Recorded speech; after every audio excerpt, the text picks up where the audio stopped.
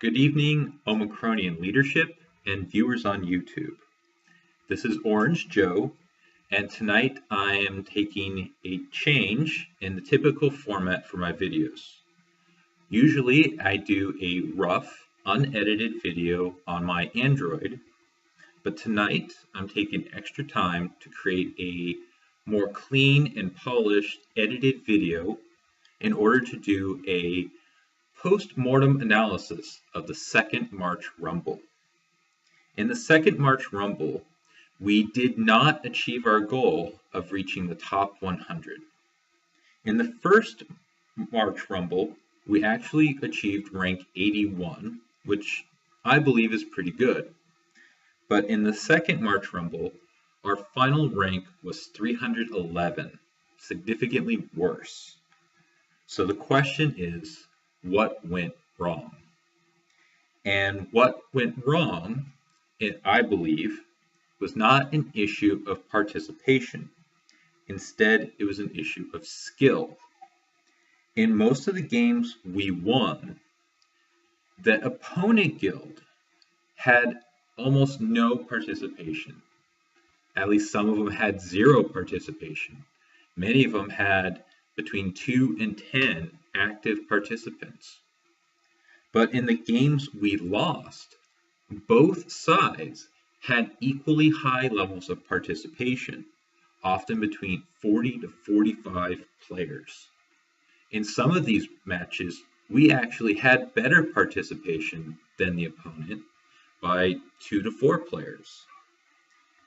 Moreover, our top players, the top 10 to 15 of both guilds, usually did about equally well. So our top 10 players did just as well as their top 10 players. However, we lost these rounds and lost the points because our bottom 20 to 25 players scored worse than the same bottom to 20-25 players of the opponent's guild. While the opponent's guild, everyone from 20 and 25 down would earn about, 9, 8, 700 points, while ours would often earn something like 7, 6, 500 points, and we would lose a lot of points because of this difference. I've selected a few rounds and created a few charts in order to better illustrate this point. The first one here is in the round against Deck Elite. And as you can see in the little area highlighted in yellow, our top 6 players actually did slightly better than our opponent's top 6 players, which is great. However, from about number 7 and down, our players start doing progressively worse compared to the opponent's guild. And in this area highlighted red, you can see where we lost points. And against Deck Elite, we actually wound up losing by about 5,000 points.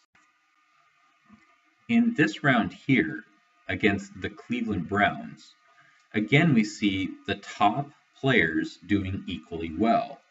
About the top 10 to 15 or so do just fine on both guilds. But we wound up losing by about 2,000 points, which sounds like we may have only been short by only 2 or 3 active players. However, in this round, we actually had better participation than the other guild. We had about 4 more players participate. But we lost because, again, the bottom players could not do as well as their bottom players. In this third chart, however, in the round against the Mandan, this time we actually won. And it was a very close fight, very difficult for both guilds. But we actually managed to win this one. But again, we see the same pattern. The players at the top did equally well. Well, actually, our players did a little bit better, which is great. And at the bottom, we actually had better participation, again, which is great. We had more players participating, meaning we earned more points. But again, in the middle, our middle or bottom players did not perform as well as the other team's players, and we lost points there. So what should have been an easy win actually turned into a very close game where we only barely won by about 1,000 points. So going into the future, we need to think about how we can improve the overall skill of the players in our guild. The orange line at the top represents an unrealistic ideal, where every player earns 1,000 points in the round. Of course, this is unrealistic. A more realistic goal would be something like the blue line here, where every player is earning a good score, but the scores are dropping more gradually compared to our opponents. So perhaps something where the lowest player earns at least 800 points. So everyone's earning between 800 and 1,000 points, while our opponents are earning somewhere between 700 and 1,000 points. However, we are unlikely to achieve our goal with any one single solution. More likely, it would require a combination of recruitment, training, and other methods in order to increase the skills of our player base. Thank you very much for listening. If there are any questions, feel free to leave them in the comments below or in the chat. Thank you and good night.